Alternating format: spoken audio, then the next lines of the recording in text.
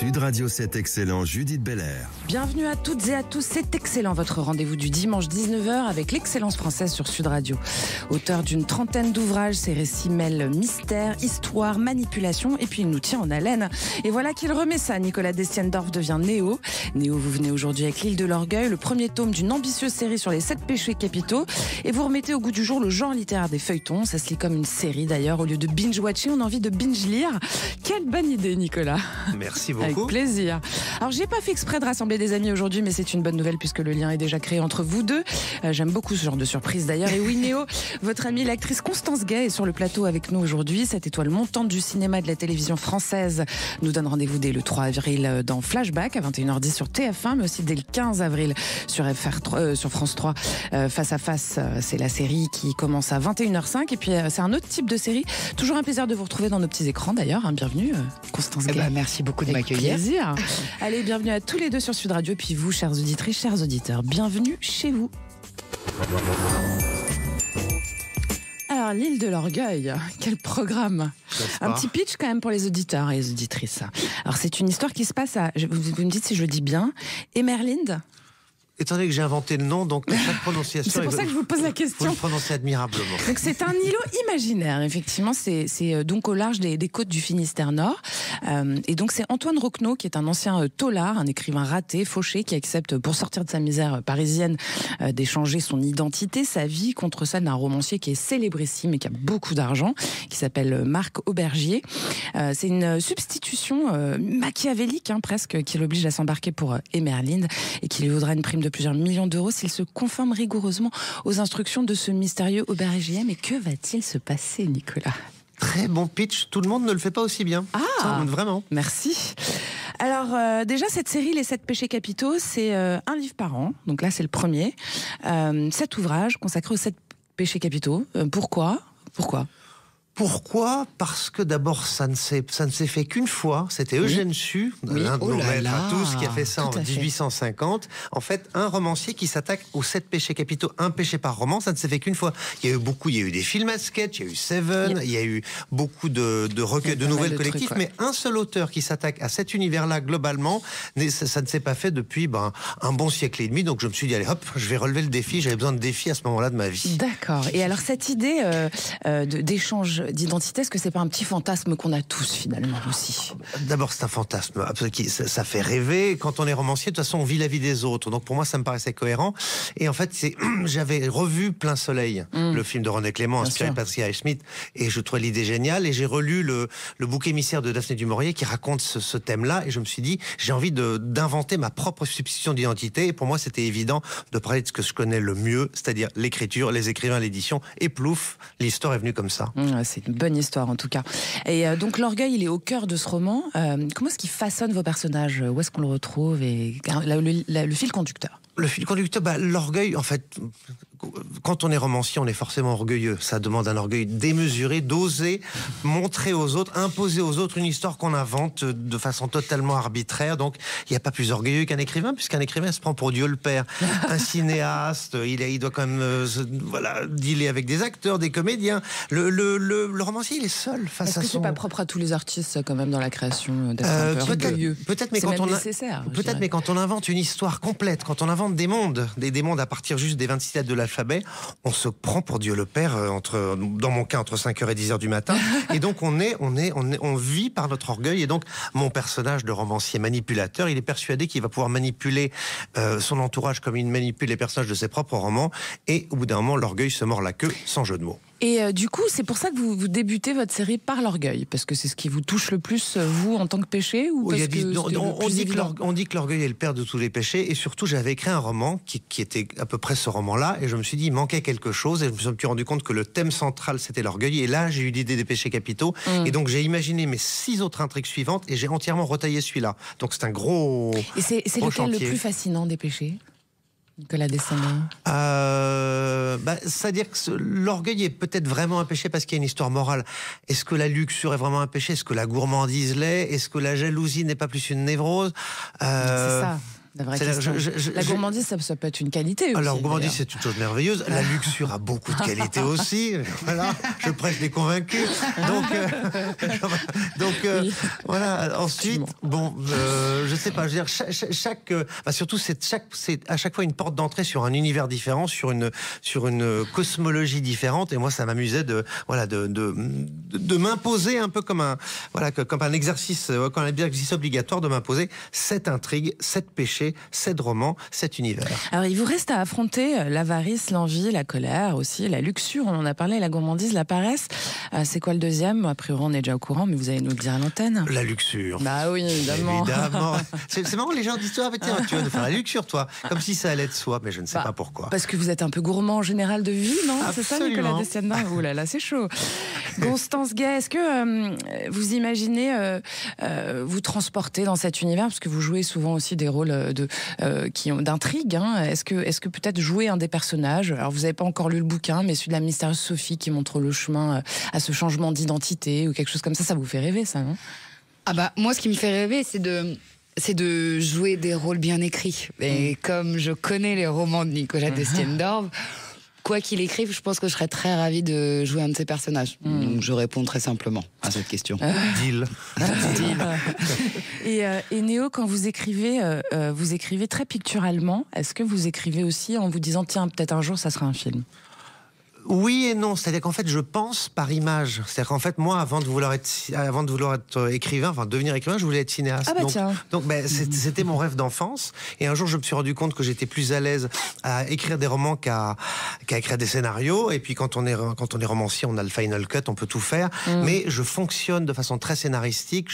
Au début d'un chapitre, je place ma caméra, je prépare mes livres comme des scénarios, je fais une bible des personnages, je fais un plan détaillé qui ressemble à un storyboard. Donc tout est très très visuel dans ma tête. Je fais partie d'une génération où on a nourri aussi bien de lecture que de films. Donc les souvenirs littéraires et les souvenirs cinématographiques s'en mêlent dans nos têtes. Et au bout d'un moment, l'important, c'est d'arriver à incarner, à créer du plein avec du vide, c'est-à-dire à partir des mots, à créer des images et des sensations et du ressenti. Alors vous avez réussi, comme vous faites souvent d'ailleurs, à nous pondre un page-turner, comme ça se dit, c'est-à-dire qu'on le lit, on n'arrive plus à le lâcher, le bouquin. Comment est-ce qu'on fait pour tenir l'envie comme ça du lecteur? Il y a quand même une recette, quoi. C'est aussi à l'intuition, c'est aussi à la pratique. Simplement, quand il se passe quelque chose, on se débrouille pour que la chose se passe au début du chapitre suivant. Et alors il ouvrit la porte et... À suivre. Pour moi, les deux plus beaux mots de la littérature, c'est il était une fois et à suivre. C'est le plaisir de l'imaginaire et l'addiction au récit. C'est ça qui est merveilleux. C'est finalement très sériel, hein. Mais j'avais oublié le nom de ton roman, Les Fidélités Successives, qui moi m'avait scotché. Ouais. Si c'est pas cinématographique. Ah oui, simplement ça coûterait très cher. Oui, mais mettons l'oseille. Bon, alors maintenant il y a l'IA, ça coûte moins cher, il paraît. Absolument. Pas forcément. Ah ouais, c'est vrai.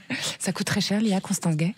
Oui, alors je n'ai pas encore produit de film avec l'IA, mais vous êtes au courant du coup, forcément. Un petit peu. Par exemple, quand on veut remplir un stade et qu'on veut s'éviter des figurants. Les reproduire numériquement, ça coûte très très très cher. Et parfois les calculs. Et en fait, ça coûte moins cher que des vrais figurants, peut-être parfois, non? Ça dépend des plans, ça dépend de tout ça, mais ça fait moins de sandwich à la pause déjeuner. Ça c'est sûr. Ouais, moins d'habillage, mais ça coûte quand même très cher. Hein. Bon, ça va changer ça, parce que bientôt. Je sais pas si on espère. Hein. Je sais pas. D'accord. Ok. C'est un sujet dont on va reparler évidemment. Alors Nicolas Descendants, vous êtes Néo. Alors ça, nous on le savait parce que on se connaît dans la vie de tous les jours, mais pour le grand public c'est nouveau. C'est comme si vous aviez souhaité disparaître derrière ce projet. Alors j'ai envie de me dire, c'est peut-être d'ordre ludique aussi pour jamais arrêter de vous amuser. De toute façon, j'aime m'amuser, comme vous le savez. Je suis une âme ludique et joyeuse. Non, en fait, c'est vraiment une volonté sérieuse, si je puis dire. C'est que pour moi, c'est un tout. C'est un projet qui va me tenir pendant 7 ans. Et donc, je voulais effectivement m'abstraire un peu derrière cet univers, derrière cet univers que je mets en place, complètement un univers cohérent avec 7 romans qui se répondent, qui font partie d'une même cosmologie, comme je disais. Et donc, j'ai un nom très beau, très historique, très station de métro. Mais parfois qui est un peu encombrant, c'est-à-dire qu'on voit mon nom d'Estiendorf, clac, on plaque dessus des idées parfois préconçues. Ça sonne historique, ça sonne un petit peu poussiéreux. Et moi, je veux que mon histoire, c'est des romans contemporains, ce que je fais pas d'habitude, des romans plus courts, plus nerveux. Et donc, je veux que mon projet, soit au premier plan. Et puis Néo, c'est mes initiales. Tout le monde m'appelle comme ça. Donc c'est un peu comme Frédéric Dard San Antonio, Jacques Laurent, Cécile Saint-Laurent.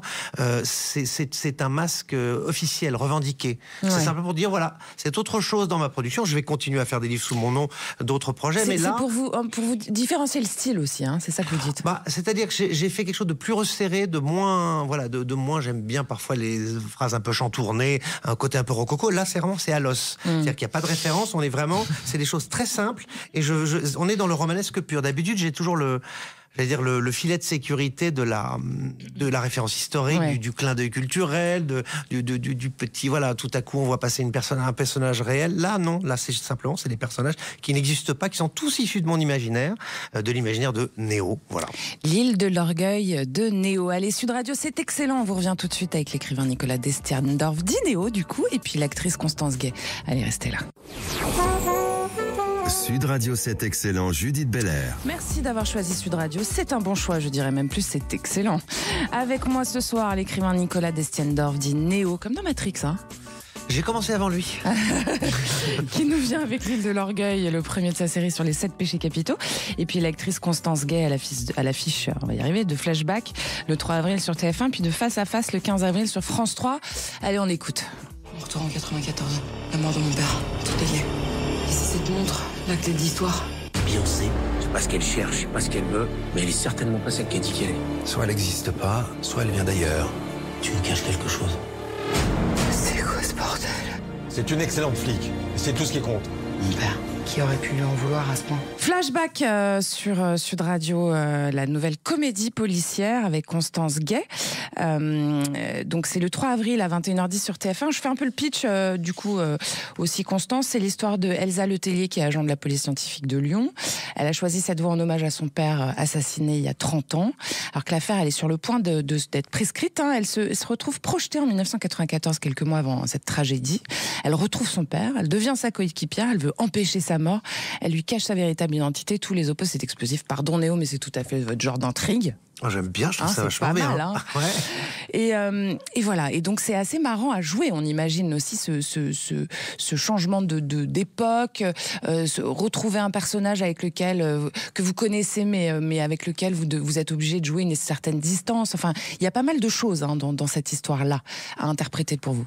Ouais, il y a pas mal. En fait, il y a pas mal de trucs à jouer. Et quand j'ai lu le scénario la première fois, pour créer le personnage, j'ai un peu galéré. Ouais. Quand on le voit, on se dit elle a galéré parce que ça.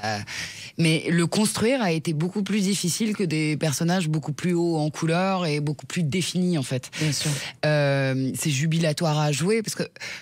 En fait, Elsa, c'est les yeux du spectateur. C'est-à-dire, c'est la confrontation. C'est celle qui sait aussi. C'est celle qui sait, et c'est les yeux de 2025, qui arrive en 1994. Et elle a l'image de son père comme d'un super-héros, d'un super-papa, d'un super-mec. Et en fait, c'est un peu un beauf, raciste, misogyne. Ouais, c'est Michael Youn, quoi. C'est notre petit Donc, il joue Mika. bien, quoi. Non, il n'est pas du tout comme ça dans la vie. Mais qui joue et qui s'amuse. Il s'amuse à jouer. On imagine bien là-dedans, dans ce type de rôle, justement. Ah ouais. Ouais. Ah ouais, il s'en est donné à cœur joie. On imagine que vous êtes bien amusé sur le plateau d'ailleurs. Ah la vache. Ouais. Ouais. On a beaucoup ri et moi, ce qui a été dur, c'est justement de ne pas rire parce que je suis la caution 2025. On ne peut pas dire ça. Donc je suis les yeux du spectateur qui fait le contrepoint. Alors donnez-nous un exemple par exemple. Oh cette séquence dans l'épisode 1, je crois, où Jocelyn chante. Oh, c'est l'apéro. Là, il y a eu beaucoup d'impro. Et en fait, j'étais surprise à chaque fois. Tout le temps, j'étais surprise. Donc quand on est surpris, on est d'autant plus faible face au rire. Et non, c'est vraiment, il proposait énormément d'improvisation et de comédie, et j'étais en face et je devais souffler et lever les yeux en l'air alors que j'avais juste envie de jouer au Playmobil avec eux, quoi. Et finalement, est-ce que ça ajoute pas justement, quand on doit se forcer à pas rire, etc., ça doit ajouter une espèce d'intensité finalement aussi à l'interprétation. C'est marrant, quoi. On est peut-être un peu à côté. On serre les fesses, on est un peu à côté. Il y a des scènes où je pleure, mais en fait, c'est parce que je me retiens de rire et que je ne peux tellement plus qu'il y a des larmes qui sortent. Ça crée autre chose. On est ailleurs, mais c'est peut-être intéressant. Alors, vous jouez du coup un flic, une fliquette dans Flashback et puis aussi dans Face à Face. C'est aussi un challenge. Comment est-ce qu'on fait pour interpréter une policière? Est-ce qu'on fait une immersion auprès des forces de police? Qu'est-ce que vous avez fait pour comprendre le cœur de leur métier quand même un peu? Il faut dire que j'ai eu quand même pas mal de rôles de flic parce que, en vrai... Ça vous va bien? Oui, ça me va bien, et puis c'est surtout ce qui se produit en France le plus. Donc, en fait, si on refuse les rôles de flic, on ne travaille pas. C'est à chaque fois différent. La première série que j'ai faite, qui est une série belge, c'était Unité 42. Pour le coup, je suis vraiment allée... je suis vraiment allée voir les flics belges parce que j'étais dans la cybercriminalité. Sérieux, Et là, il fallait que je m'imprègne de la chose. Une fois que j'ai fait cette immersion pour Face à Face, je l'ai pas refait. Non, vous n'en avez pas eu besoin du coup, parce que vous aviez quelques infos aussi, et puis après c'est autre chose comme type. Oui, et puis il y a des consultants aussi sur le plateau. Quand il y a des scènes où on doit pas se gourer, il y a des consultants. Donc en fait, ça fait des années que j'entends parler de ça, que je me renseigne, et non, on n'a pas fait d'immersion. J'aimerais tellement, d'ailleurs. Ça doit être mais bien on n'a passionnant. pas trop le temps, et on le fait pas trop en France. C'est pas trop notre genre de faire des longues prépas. Quel dommage. Alors, on vous écoute encore un peu, Constance Gay, c'est parti. Qui aime bien, charrie bien. Je crois que je préférais l'ancienne Justine, la relou. Solidaire, côte à côte. Tu serais une mère formidable, Vanessa. Je passe sous un tunnel, hein. Encore un tunnel? Je les compte plus. Explosive, Face à Face. J'ai dû mentir à la procureure pour vous couvrir, commandant. Ok, sur celle-là, tu peux m'engueuler, vas-y. Nouvelle saison, bientôt sur France 3 et sur la plateforme France.tv.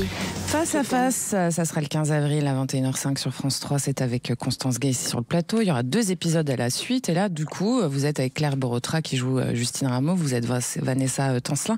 Et vous jouez aussi avec Marianne James, qui joue votre maman. Ouais. Alors, c'est une nouvelle saison où les 2 sœurs, donc Justine qui est juge et puis Vanessa qui est flic, continuent de jongler. Alors, il y a des enquêtes complexes, il y a une vie personnelle mouvementée, tout ça sous le regard bienveillant, un peu lourd parfois, un peu envahissant, j'ai envie de dire, de leur mère qui est donc Marianne James. C'est une saison qui aborde quand même des thèmes puissants, la liberté, la maternité, le sacrifice. C'est des sujets qui nous touchent un peu toutes, j'ai envie de dire. Oui, je crois bien, oui. Est-ce que vous êtes votre propre inspiration dans ce cas-là? Comment vous bossez? Ça dépend des rôles. Et en fait, pour Vanessa Tancelin, j'avouerais que je suis assez proche du rôle. Ouais. Et donc oui, cette espèce d'impulsivité et cette espèce d'énergie un peu farouche, à la base, c'était écrit comme ça, j'ai eu le rôle, et puis en fait, on s'est inspiré, les scénaristes se sont inspirés de moi dans la vie, et puis on a fait ping-pong. D'accord. Oui, il y a beaucoup de moi dans ce rôle. À l'écriture aussi, quoi, du coup. Je peux pas dire ça parce que les trames sont écrites par les scénaristes. Après, ce qu'on apporte sur les dialogues, sur Face à Face, on de l'impro aussi, pas mal. Ouais. Surtout sur mon perso. D'accord. Je sais jamais ce que je vais faire dans chaque scène, quoi. D'accord. Je m'amuse bien.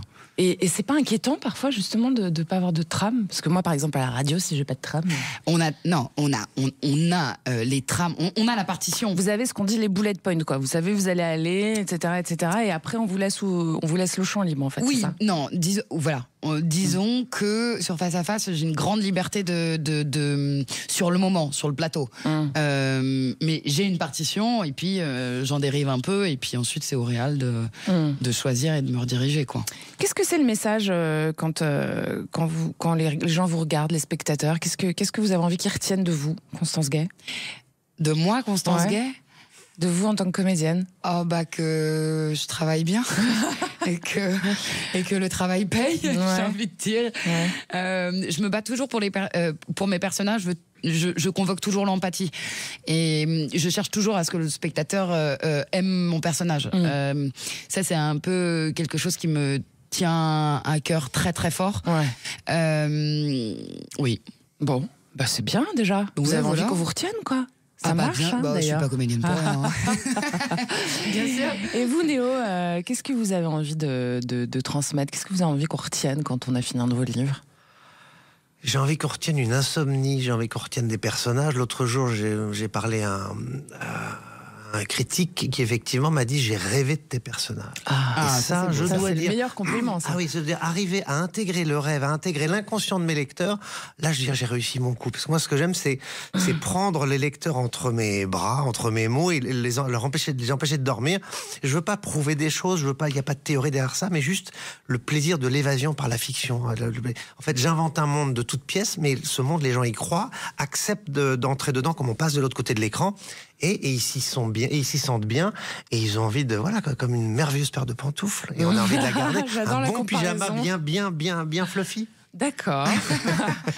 Une bonne côte de bœuf aussi, non? Une bonne côte de bœuf, bien persillée, voilà. bien maturée, avec un bon couteau pour la couper. Surtout. Ils sont maturés, vos bouquins?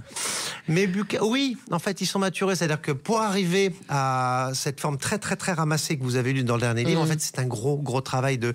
C'est un des livres que j'ai en fait le plus lissé, le plus ravaudé, le plus tripatouillé. C'est de l'horlogerie pour que tout ça paraisse naturel et fluide, alors qu'en fait, à la base, il y a un gros magma un petit peu informe qui a demandé beaucoup de travail. Et c'est ça qui est merveilleux. Vous l'avez écrit sur ça s'est tiré sur pas mal de temps, ça s'est tiré sur 2 ans. Je l'ai rédigé vite parce que je rédige vite, mais en fait c'est toute la partie orfèvrerie qui est la plus complexe, parce que pour arriver à ce que tout soit en place et à ce que ça paraisse naturel, que ça sente pas la sueur. J'ai l'impression qu'on parle de la comédie aussi, en fait, quand on l'écoute. Néo, c'est la même chose. C'est-à-dire que c'est de l'orfèvrerie et que ça doit avoir... En fait, au départ, ça peut être même parfois un petit peu compliqué à mettre en place, et puis après, ça doit avoir l'air naturel, Constance Gay. Bah, c'est l'avant et c'est le présent, c'est-à-dire que moi, les scénarios, je les macère, et puis action, et là, on ne sait pas trop ce qui se passe, et ça va vite, parce que c'est le présent. Oui. Ça laisse place à l'imagination du présent quand on a travaillé avant, quoi. Bon, bah tout ça est bien excellent d'ailleurs. Sud Radio, c'est excellent. Nous sommes avec les prolifiques artistes, l'écrivain Nicolas Destienne-Dorve et puis l'actrice Constance Gay, je vais y arriver, pardon. Et bah vous restez avec nous, hein. Quand il y a des gens qui rentrent dans le studio, je suis perturbée.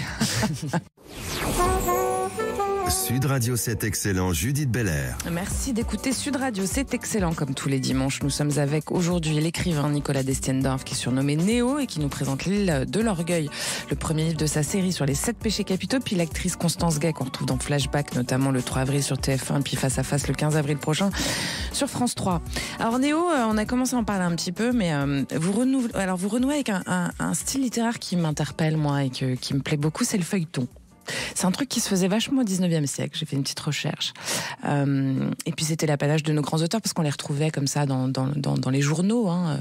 Il y a eu Balzac, il y a eu Flaubert, il y a eu Dumas, il y a eu Maupassant, il y a eu Zola, puis il y a Néo. Voilà, tout simplement. C'est tout. Mais voilà. En fait, c'est cet âge d'or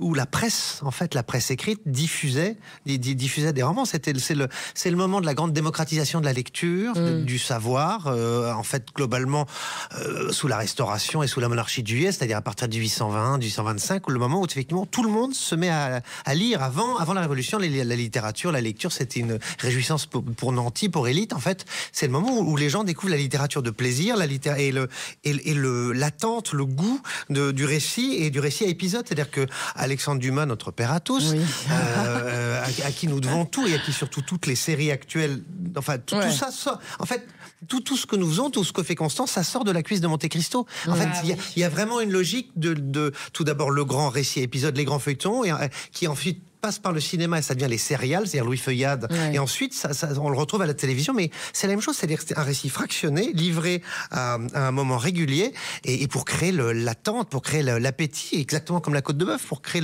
l'envie du lecteur. C'est qu'on est, en fait, il faut qu'on désire le récit. Le fameux à suivre, c'est toujours pareil. Ouais, ça marche bien d'ailleurs.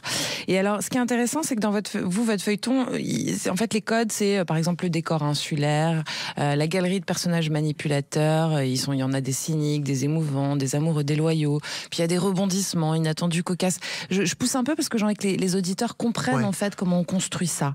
Donc c'est un peu ça ce qu'on retrouve en général dans ce type de récit. C'est-à-dire il y a des, j'allais dire, il y a des constantes, et puis ensuite il y a un canevas qu'on retrouve dans beaucoup de livres comme ça, et puis ensuite à chacun d'en faire son miel et de l'adapter et de savoir le rendre intime et naturel. C'est la même chose, le naturel, la fluidité.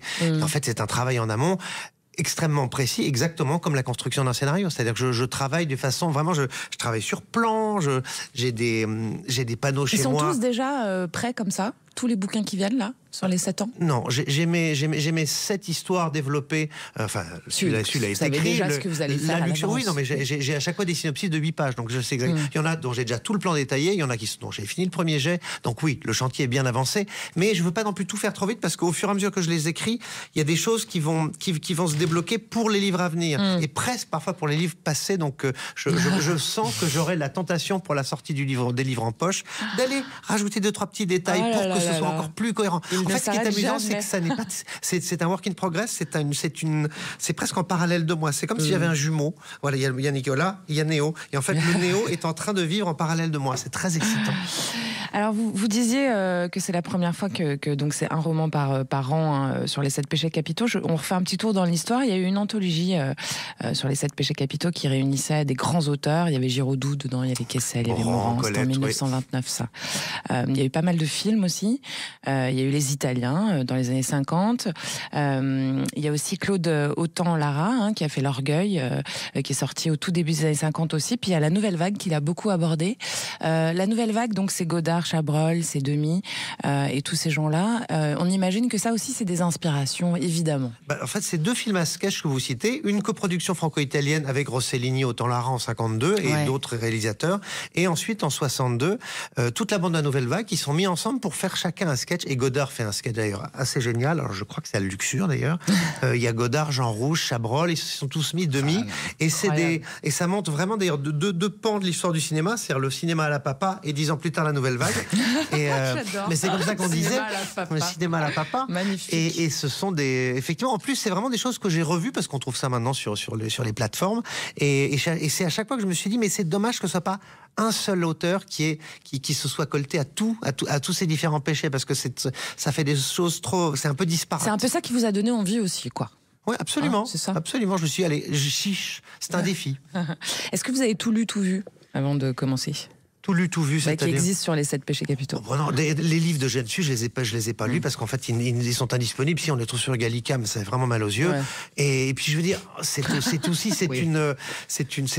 une astuce, c'est un thème imposé. Ensuite les péchés, Galopec, gourmandise, avarice, luxure, orgueil, péché en vie, colère. C'est très universel. À chacun d'en faire son miel et d'inventer sur ce canevas-là ce qu'il a envie de raconter. Alors vous, Constance Gay, vous arrêtez pas de faire des trucs en ce moment. Quand même, je fais des trucs. Dire. Il y a par exemple un film de Chloé Micou qui va sortir bientôt. J'étais pas au courant, trop chouette. Je savais même pas qu'il allait. Il est sorti en Belgique, mais. Il est annoncé. Donc c'est un thriller. Vous êtes à l'écran avec Pierre Arditi. C'est un genre assez sombre. C'est difficile de passer de la comédie à un genre assez sombre comme ça, ou c'est le même boulot? C'est comment?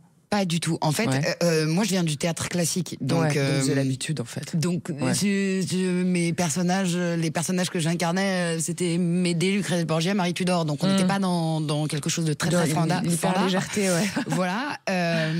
Mais je viens de là, donc on m'a vu dans Face à Face. Donc en fait, c'est plus aisant presque pour vous de faire des rôles un peu dark ou plus profonds, quoi. Moi, je trouve que de toute façon, la comédie est beaucoup plus difficile que le drame. Je le dis toujours. Quand on va voir une comédie, on sort du cinéma et on dit c'est drôle ou c'est pas drôle. C'est beaucoup plus dur de faire rire que de faire pleurer. Une mère qui perd son enfant, on parle pas anecdotiquement parce que c'est ce que j'incarne dans ce film. Le spectateur qui est pas touché par une mère qui perd son enfant, juste comme ça, en constat de base, on a un problème. C'est beaucoup plus facile de faire pleurer que de faire rire. Voilà. Et alors, vous partagez l'écran avec Pierre Arditi, qui est un grand monsieur. Oui. Grand monsieur, c'est comment de travailler avec lui? Ah, mais c'est si doux. Ouais. C'est si doux. J'étais impressionnée avant de le connaître, et quand je suis rentrée la première fois dans la salle de lecture, j'ai dit, oh là là, ça va être si simple.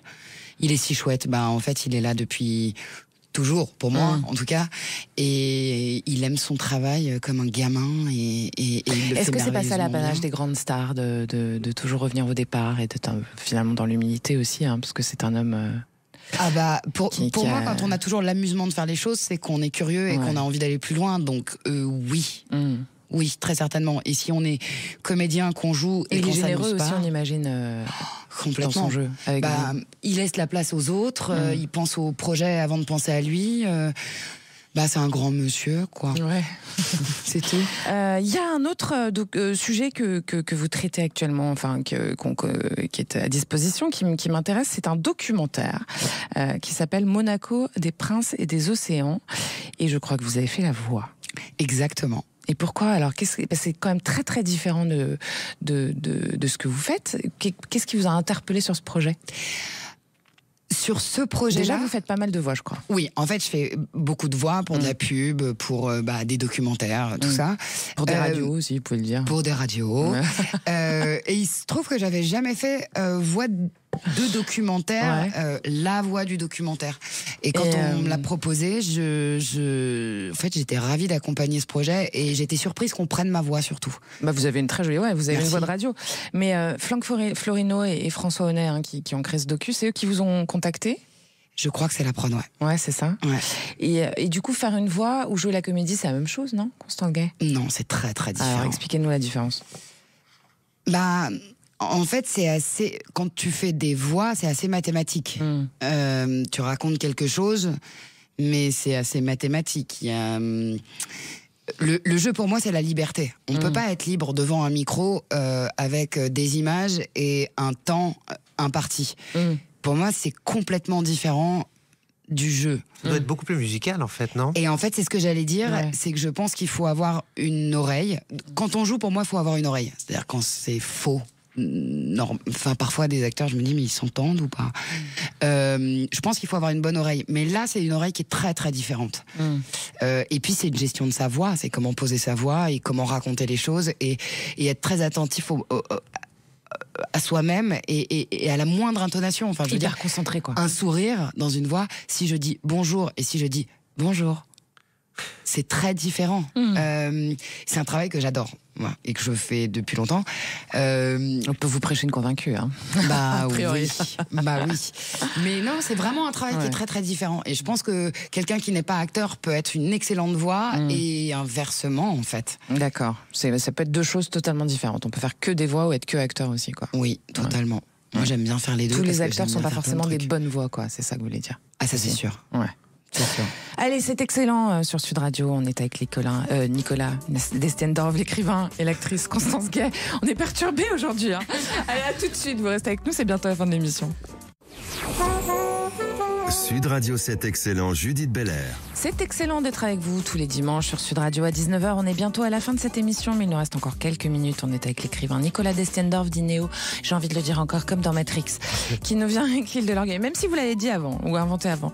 Le premier de sa série sur les 7 péchés capitaux, c'est sorti chez Albin Michel et puis l'actrice Constance Gay qui est à l'affiche de Flashback le 3 avril sur TF1 et Face à Face le 15 avril sur France 3. Alors, Nicolas Destiendorf, quand même, vous avez fait, je crois, 35 livres. C'est mon 35e livre. 25 ans de carrière. Dis donc.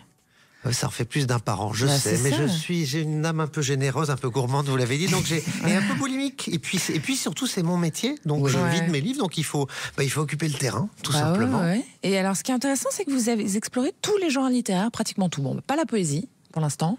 Mais ça va venir aussi. Je pense pas. Non, ça vous chauffe pas trop. Non, c'est une forme peut-être trop. C'est trop plat. Oh non, c'est pas trop plat. C'est trop court. C'est peut-être trop court et moi j'aime bien quand il y a un peu de démesure. Tu parlais de personnages, on a du mal à développer des personnages dans de la poésie, quoi. Ouais, c'est ça. Moi, quand je lis un poème de Baudelaire, je les vois les personnages. Mais c'est vrai. Alors effectivement, là, si tu plais, oui, bon, voilà. Là, on va se coucher dans ce cas-là. mais non. On dit que ça sort de la cuisse d'Alexandre Dumas, ça sort aussi de la cuisse de Baudelaire, tout ça. Mais c'est très amusant d'explorer les genres. C'est-à-dire que je dois avoir un côté Janus comme mes deux personnages dans mon livre. J'aime. Ça peut dire que je m'ennuie, mais j'aime découvrir, essayer des choses différentes. Et à chaque fois, il y a une côté. Je suis curieux de nature et j'ai envie d'essayer tel genre, de voir ce que moi je peux apporter à tel univers. Et juste parce que j'ai toujours besoin de me mettre des petits défis et de me surprendre en fait en essayant des nouveaux univers, des nouveaux genres. C'est toujours moi, c'est toujours mes obsessions, mais dans des cadres différents. Vous aimez bien repousser vos limites, quoi, parce que vous avez des limites naturelles que vous faites exploser tout le temps, en fait. C'est ça, Néo. Absolument. Et puis j'aime bien surprendre. Et puis j'ai toujours peur de lasser, de refaire éternellement la même chose. Ça m'ennuie de voir ces écrivains qui écrivent exactement la même chose à chaque fois. Alors souvent, d'ailleurs, c'est ce qui fonctionne. Moi, j'ai vraiment pas fait la bonne stratégie. C'est-à-dire que c'est tous azimuts, mais ce qui fait que je ne m'ennuie pas. Je m'ennuie pas naturellement dans la vie, mais une fois de plus, c'est ludique. Alors, comme nous dit Néo sur ces écrivains qui écrivent la même chose à chaque fois, il y a aussi des actrices ou des acteurs, d'ailleurs, qui sont attachés à un type de personnage, à un type de genre, ou peut-être parce qu'on leur propose que ça aussi. Vous, comment vous faites pour... parce que là, disait que vous faites beaucoup de flics, mais en fait, vous faites beaucoup de genres aussi, Constance Gay. Comment est-ce que vous faites pour éviter de vous enfermer justement dans un seul registre ? Je dessine des personnages, je dessine, en fait. Et souvent, je dessine les personnages en fonction des autres dans la série. Et c'est, par exemple, je disais tout à l'heure, pour créer le personnage d'Elsa Letellier, il fallait que je rencontre Mickaël. Ouais. Il fallait que je le vois parler, il fallait que je le vois jouer. C'était complètement en corrélation avec lui, quoi. Ouais. C'est-à-dire, je voulais prendre le penchant complètement inverse de ce personnage. Et pareil pour Face à Face, qui est en fait, pour le coup, dans Face à Face, je joue plutôt le genre de Mickaël dans l'autre série. J'essaie de créer en fonction des autres personnages dans chaque série. Donc, comme on n'écrit pas les mêmes séries, ce sera toujours un personnage différent. Mais j'essaie d'appuyer sur des boutons différents et de me raconter des histoires différentes en fonction des personnages. C'est pas un peu dichotomique parfois dans la tête, pardon de vous le dire comme ça, mais quand vous changez d'un personnage à l'autre, vous devez appuyer sur des boutons différents et tout, non? Pas du tout. Quand on l'a une fois dans le corps, un personnage, pour moi, on le retrouve comme ça. D'accord. J'ai aucun problème à ça. C'est naturel, quoi. Oui, parce que, encore une fois, on l'a macéré tellement et on l'a tellement visualisé, dit, parlé, réfléchi qu'en fait... Vous ne posez pas la question. Et d'ailleurs, si vous la posez, c'est qu'il y a un problème a priori, non? C'est qu'on a peut-être un peu mal travaillé en amont, ouais. C'est ça. Je pense. Vous avez dit un autre truc, Nicolas Destienne-Dorve. Il n'y a rien de pire que d'être à la mode. Je suis obligée de le relever. Et ça tombe bien, il a mis un petit pull manche courte. C'est-à-dire...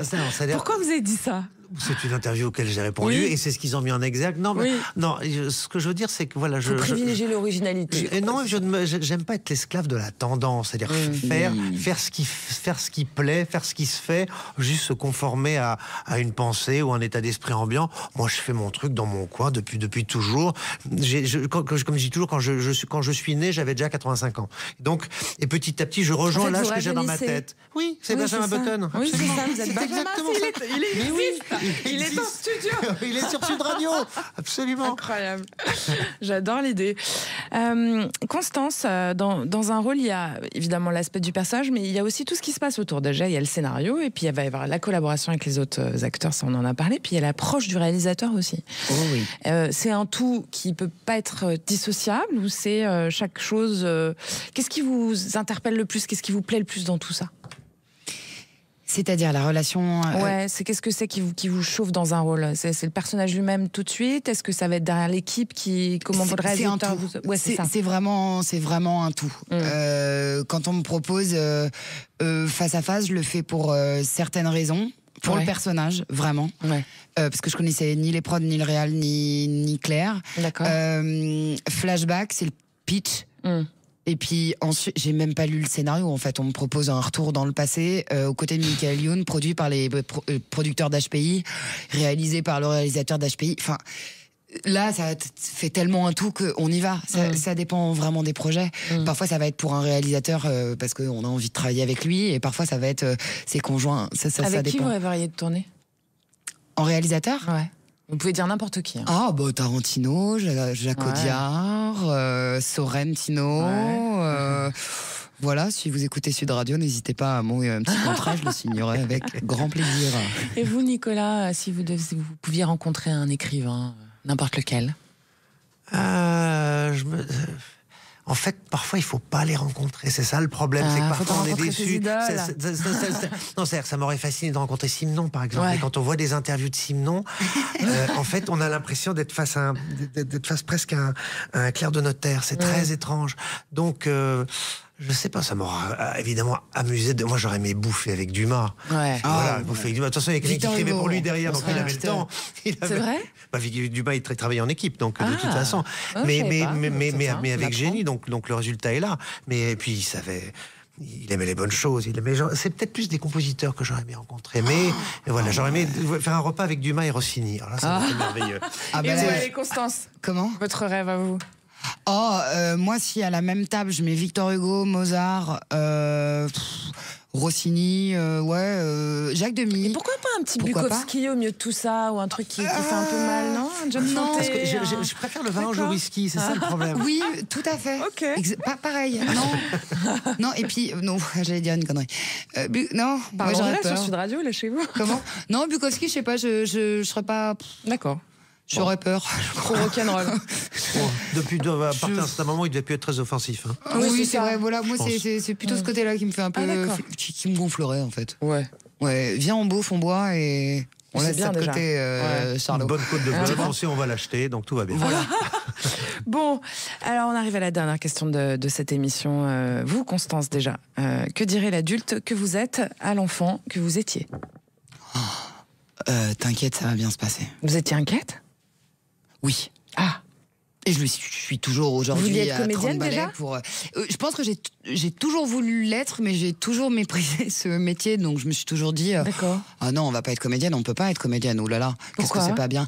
Parce que j'ai pas trop été élevée j'ai été élevée dans on fait des études et on fait un métier normal. Et je crois que je suis pas très normale comme l'entendaient mes parents. Et comment ils l'ont pris? Vos parents, ils sont contents maintenant?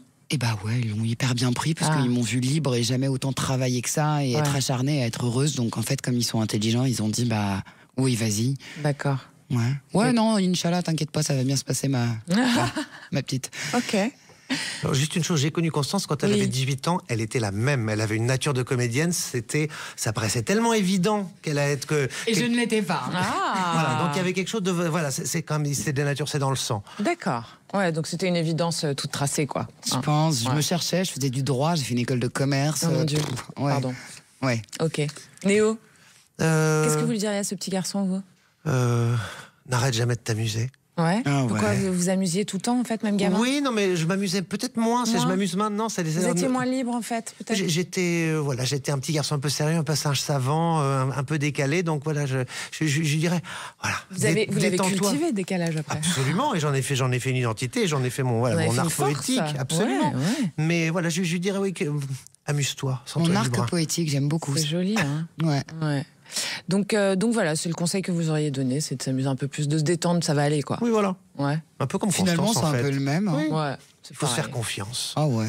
C'est marrant qu'on l'apprenne aussi tard dans la vie. C'est vrai que ça serait pas mal qu'on le sache un peu plus tôt. Qu'est-ce que vous en pensez tous les deux? Ça met du temps, ça, à venir? En fait, quand on est enfant, on est innocent, mais on n'est pas non plus libre parce qu'on n'a pas décidé d'être libre. Donc finalement, est-ce que c'est pas cool de grandir, pour ne pas dire vieillir? Ben oui, moi j'adore l'âge que j'ai maintenant. J'ai eu 50 ans il y a quelques mois et je me sens comme un petit garçon tout joyeux. Un demi-siècle, un demi-siècle, une nouvelle identité, un nouvel univers, un nouveau nom et hop, Néo. Et ça sera le mot de la fin. Merci à tous les deux. Merci beaucoup.